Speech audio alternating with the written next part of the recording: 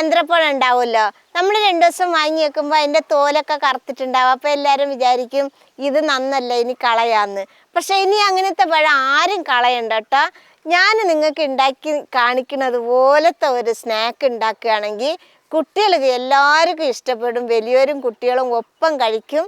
അതിന് നമുക്ക് എങ്ങനെ ഉണ്ടാക്കുകയെന്ന് കാണാം.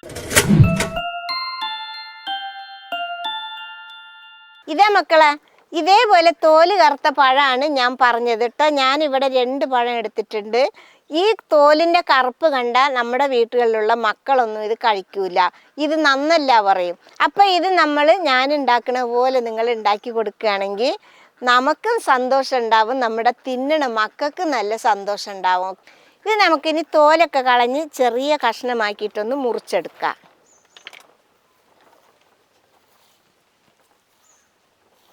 ഇതേപോലെ ഞാൻ 4ആയിട്ട് കീറിയിട്ടാണ് മുറിക്കുന്നത് കേട്ടോ. ഇതേപോലെ കഷ്ണാക്കി എടുത്താൽ മതി കേട്ടോ.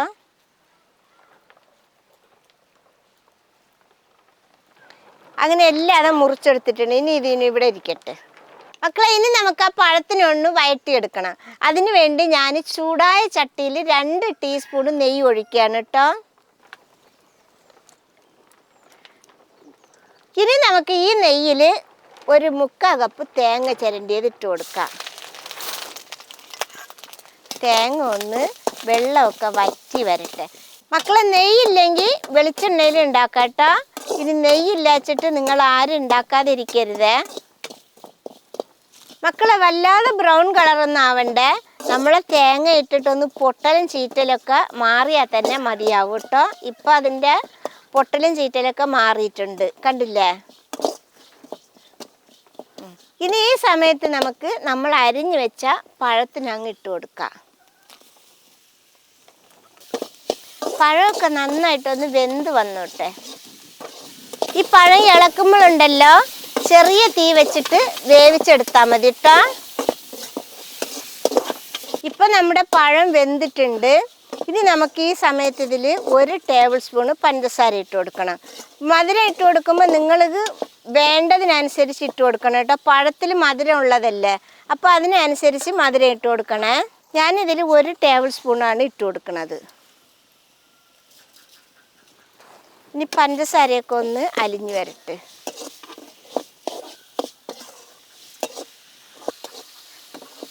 ഇപ്പം കണ്ടില്ലേ മക്കളെ, നമ്മുടെ പഞ്ചസാരയൊക്കെ അലിഞ്ഞ് ഒന്ന് ലൂസായി വന്നിട്ടുണ്ട്. ഈ സമയത്ത് നമുക്കിനി ഒരു 5 ടേബിൾ സ്പൂണ് അവലിട്ട് കൊടുക്കാം. ഞാനിത് ചുവപ്പ് അവലായിട്ട് കൊടുക്കുന്നത്, ഏത് അവലായാലും കുഴപ്പമില്ല കേട്ടോ. അതിൻ്റെ കൂടെ തന്നെ നമുക്കൊരു 1/4 ടീസ്പൂൺ ഏലക്ക പൊടി ഇട്ട് കൊടുക്കാം, ഒരു മണത്തിന് വേണ്ടിയിട്ടാണ് കേട്ടോ. പിന്നെ മധുരം ബാലൻസ് ചെയ്യാൻ വേണ്ടിയിട്ട് ഒരു നുള്ളു ഉപ്പിട്ട് കൊടുക്കാം.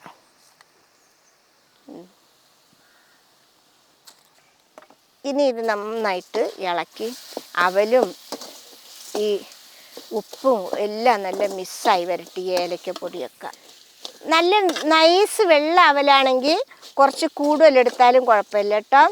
ഇതിൽ വേണമെങ്കിൽ നമ്മൾ നെയ്യ് ഒഴിച്ചല്ലോ, ആ സമയത്ത് മുന്തിരിയോ അണ്ടിപ്പരിപ്പൊക്കെ വേണ്ടവർക്ക് ഇട്ട് ഇളക്കി കൊടുക്കാം കേട്ടോ, പൊരിച്ചെടുക്കാം. ഇപ്പം നമ്മുടെ പഴമും അവലും വെന്ത് നന്നായിട്ടൊന്ന് കുഴഞ്ഞ് വന്നിട്ടുണ്ട് കേട്ടോ. ഇനി നമുക്ക് ഈ ഇത് കോരിയെടുക്കാം. ഇനി ഇതിവിടെ ഇരിക്കട്ടെ, ഒന്ന് ചൂടാറട്ടെ മക്കളെ. ഇനി നമുക്കത് മുക്കി പൊരിക്കാനുള്ള മാവ് കലക്കിയെടുക്കണം. അതിന് വേണ്ടിയിട്ട് നമുക്ക് ചെറിയ ഒരു നേന്ത്രപ്പഴം അരിഞ്ഞത് മിക്സിയിലിട്ട് കൊടുക്കാം. ഇതിൻ്റെ കൂടെ തന്നെ 1/2 കപ്പ് മൈദപ്പൊടി ഇട്ട് കൊടുക്കാം. ഇനി ഇതിൽ നമുക്ക് ഒരു മൊരിമൊരിപ്പ് കിട്ടാൻ വേണ്ടിയിട്ട് 2 ടേബിൾ സ്പൂണ് അരിപ്പൊടി ഇട്ട് കൊടുക്കാം. ഞാനിവിടെ പുട്ടിൻ്റെ പൊടിയായിട്ടത് കേട്ടോ. ഇനി ഇതിൽ മധുരം കിട്ടാൻ വേണ്ടിയിട്ട് 2 ടീസ്പൂണ് പഞ്ചസാര ഇട്ട് കൊടുക്കാം. ഇനി നമുക്കൊരു നുള്ളു ഉപ്പും കൂടി ഇട്ട് കൊടുക്കാം. ഇനി നമുക്കൊരു കളറ് കിട്ടാൻ വേണ്ടിയിട്ട് ഒരു ഇച്ചിരി മഞ്ഞൾപ്പൊടി ഇട്ട് കൊടുക്കാം. ഇനി നമുക്കിതിൽ കുറച്ച് വെള്ളം ഒഴിച്ചു കൊടുക്കാം. ഞാനിതിൽ 1/2 കപ്പ് ഒഴിച്ചു കൊടുക്കുന്നുണ്ട്. പക്ഷെ വെള്ളം ഒഴിച്ചു കൊടുക്കുമ്പോൾ നമ്മൾ പഴംപൊരിയൊക്കെ ഉണ്ടാക്കാൻ ഒരു ഇത് മാവ് ഉണ്ടാക്കുമല്ലോ, ആ രീതിക്ക് വേണം ഉണ്ടാക്കാൻ കേട്ടോ. ഇനി നമുക്ക് മിക്സിയിൽ അടിച്ചു കൊണ്ടുവരാം. ഞാനിതാ ഇതേപോലെ അരച്ച് കൊണ്ടുവന്നിട്ടുണ്ട് കേട്ടോ. ഒരിച്ചിരി കട്ടിയും കൂടി കുറയ്ക്കണേ. അപ്പം നമുക്ക് ജാറിൽ ഒരു തുള്ളി വെള്ളം കൂടി ഒഴിച്ചിട്ട് കഴുകി ഒഴിച്ചെടുക്കാം. ഇതാ ഇത് കണ്ടില്ലേ, ഇതേ രീതിക്കാണ് ഞാൻ കലക്കിയെടുത്തിട്ടുള്ളത്. നമ്മൾ പഴംപൊരിക്കൊക്കെ കലക്കുമല്ലോ ആ രീതി കേട്ടോ, ആ കട്ടി വേണം. ഞാനിതിൽ അരക്കപ്പ് വെള്ളം കൂടാതെ ഒരു ലേസം കൂടി ഒഴിച്ചിട്ടുണ്ട് കേട്ടോ. ഇനി നമുക്ക് ഇതിനൊന്ന് കുഴയ്ക്കാം. ഇപ്പം ചെറിയ ചൂടുള്ള കുഴച്ചിട്ടൊന്ന് നിങ്ങൾക്ക് ഇഷ്ടമുള്ള രീതിയിൽ ഉരുട്ടിയെടുക്കാം കേട്ടോ. ഇത് കണ്ടില്ലേ, കുഴച്ചെടുത്തിട്ടുണ്ട്. ഇനി നമുക്ക് ചെറിയ ചെറിയ കഷ്ണങ്ങളായിട്ട് ഉരുട്ടിയെടുക്കാം. ചെറിയ ചെറിയ ഉരുളകളായിട്ട് ഉരുട്ടിയെടുക്കാം.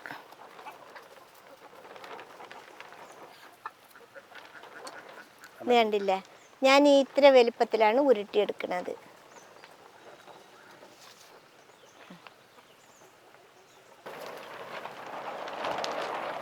മക്കളെ, നമ്മുടെ എണ്ണ ചൂടായി വന്നിട്ടുണ്ട്.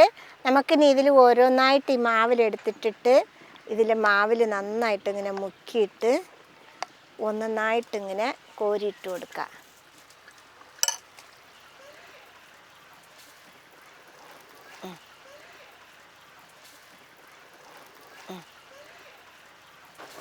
മക്കളെ, ഇത് ഇടുമ്പോൾ അടുപ്പിച്ചിടരുത് കേട്ടോ, ഒട്ടിപ്പിടിക്കുള്ളൂ. ഞാനറിയാതെ ഒന്ന് അടുത്തുപോയി. ഇതെല്ലാം അത് നമുക്കിതിൽ ഇട്ട് കൊടുക്കാം.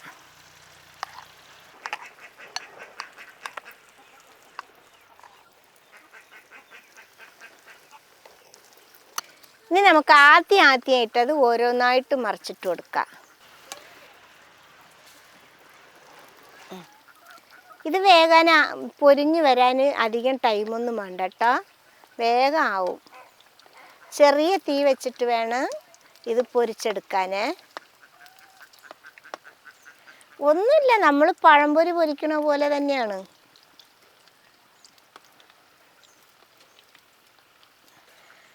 ആ സൈഡ് ഇനി ഇതേപോലെ ഒന്ന് വെന്ത് വരട്ടോ. കണ്ടില്ലേ മക്കളെ, നമ്മൾ പഴം കൊണ്ടുണ്ടാക്കിയ പലഹാരം ഇതായിട്ടുണ്ട്. നമുക്കിനി ഇത് കോരിയെടുക്കാം.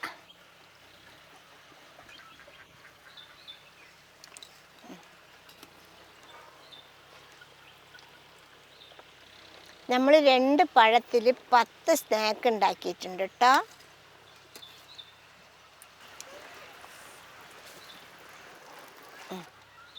ഇത് സിമ്പിളായിട്ട് ഉണ്ടാക്കാൻ പറ്റുന്ന സാധനമാണ്, എല്ലാവർക്കും ഉണ്ടാക്കാൻ പറ്റും കേട്ടോ.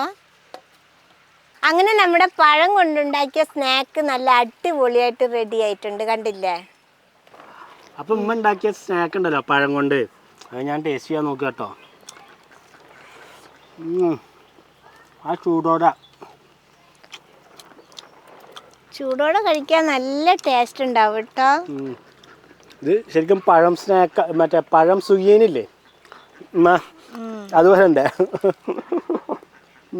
ഇതിന് സുഖിയനൊന്നും പേര് വെക്കാം കേട്ടോ മക്കളെ. അത് പുറത്ത് തൊലിയൊക്കെ നല്ല കറുമുറാന്നെ.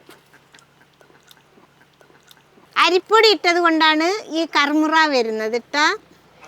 ഇത് എല്ലാവരും ഒരു പ്രാവശ്യമെങ്കിലും ഉണ്ടാക്കി വെക്കണം. നേന്ത്രപ്പഴം എല്ലാവരും വീട്ടിലുണ്ടാവുമല്ലോ, കുട്ടികൾക്കൊക്കെ വളരെ ഇഷ്ടമാവും. കറുത്ത തൊലിയുള്ള പഴം കൊണ്ട് ഉണ്ടാക്കുമ്പോൾ ഭയങ്കര ടേസ്റ്റായിരിക്കും. ആരും പഴം കളയണ്ട, ഇതേപോലെ ഒന്ന് ഉണ്ടാക്കി നോക്കിയാൽ മതി. പിന്നെ നമുക്ക് പഴം കണ്ടാൽ എപ്പോഴും ഉണ്ടാക്കാൻ തോന്നും. ഇഷ്ടപ്പെട്ടാൽ സബ്സ്ക്രൈബ് ചെയ്യുക, ലൈക്ക് ചെയ്യുക, കമൻറ്റ് ചെയ്യുക, ഷെയർ ചെയ്യുക. മക്കളെ ഫോളോ ചെയ്യാനും കൂടി മറക്കരുതേ.